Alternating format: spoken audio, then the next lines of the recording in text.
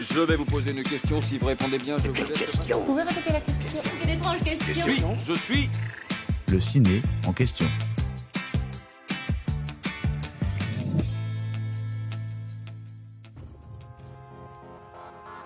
Agent secret, britannique, smoking, vodka martini, montre de luxe.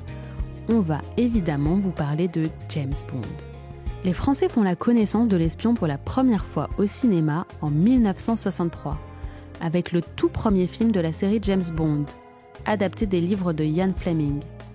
James Bond 007 contre Dr No, signé Terence Young.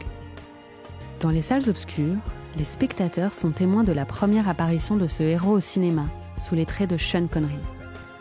Le pitch, le chef des services secrets de Sa Majesté britannique, M, charge l'agent spécial 007 d'aller enquêter sur la disparition de collègues.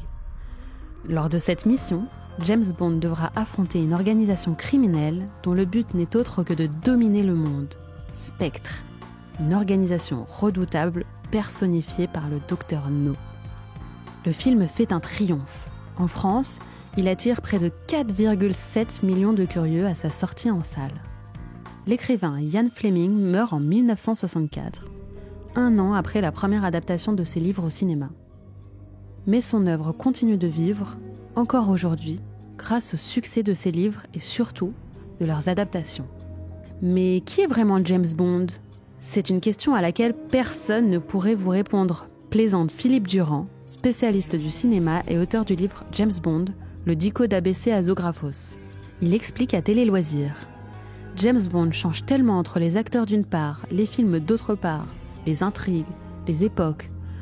Le James Bond que l'on connaît aujourd'hui avec Daniel Craig n'a que très peu à voir avec le James Bond de Sean Connery, mais cela va de pair avec l'évolution de la société et du cinéma. James Bond, c'est à la fois le meilleur et le pire de tous les espions. Le meilleur, parce qu'il réussit toutes ses missions, et le pire, parce que c'est le seul espion au monde qui se dévoile sous son vrai nom. Ce qui a fait le succès de James Bond, indépendamment des intrigues d'espionnage, indépendamment des acteurs, c'est le style James Bond. L'élégance James Bond. On n'a pas souvent vu d'espions en smoking.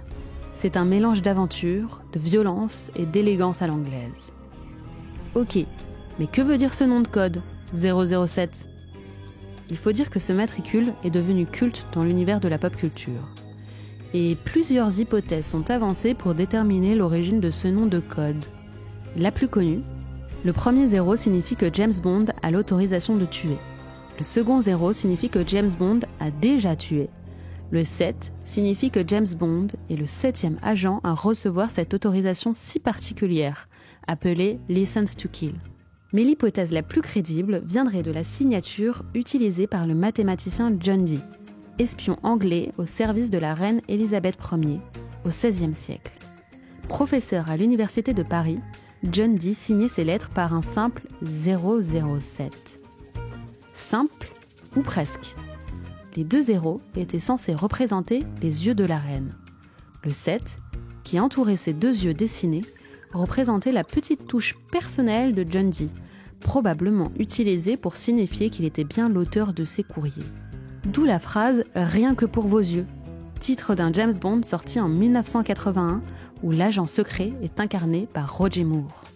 Ian Fleming aurait donc pu s'inspirer de ce John Dee au moment où il était lui-même officier du renseignement britannique. Philippe Durand résume. Il y a des petites trouvailles étonnantes qui ont fait le succès de James Bond. Ce nom, la musique, le générique, c'est ça l'originalité de James Bond.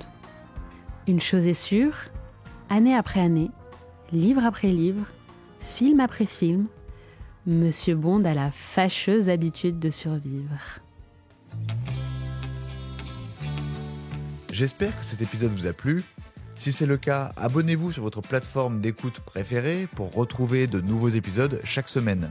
Et si vous en voulez plus, découvrez la télé en question et les séries en question sur les plateformes d'écoute et téléloisirs.fr. À bientôt.